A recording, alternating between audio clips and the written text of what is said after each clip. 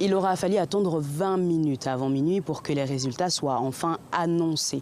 Et c'est sans grande surprise, puisqu'il était de loin le favori, que le président de l'Autorité nationale des élections a proclamé la victoire de Faustin Archange Touadéra dès le premier tour avec plus de 76% des suffrages. L'annonce a été faite sous un tonnerre d'applaudissements de ses partisans venus en grand nombre dans les locaux de l'ANE. Réélu pour un troisième mandat, le président sortant s'est exprimé dans la foulée. J'ai tendu la main aux groupes armés, je continue de le faire et la paix revient à cause de cette volonté, du dialogue.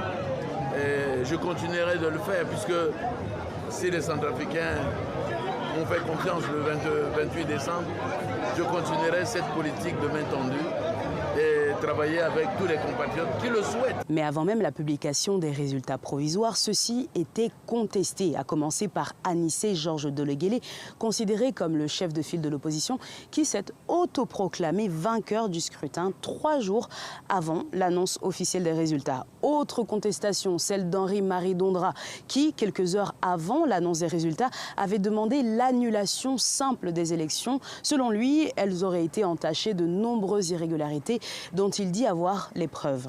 Nous disposons déjà de ces preuves. Cela est suffisamment documenté. Et ce n'est pas simplement au niveau du parti, mais déjà au niveau des réseaux sociaux. Vous avez suivi les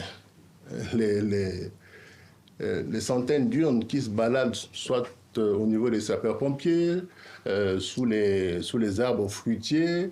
En dehors de ces réclamations, la première journée suivant l'annonce des résultats s'est déroulée dans un climat relativement calme sur l'ensemble du territoire, sans incident majeur signalé. Des violences sont toutefois en cours dans la région du Hombomu, mais sans lien direct avec le processus électoral. Les résultats définitifs sont attendus dans 15 jours et le nouveau président prendra officiellement ses fonctions le 30 mars.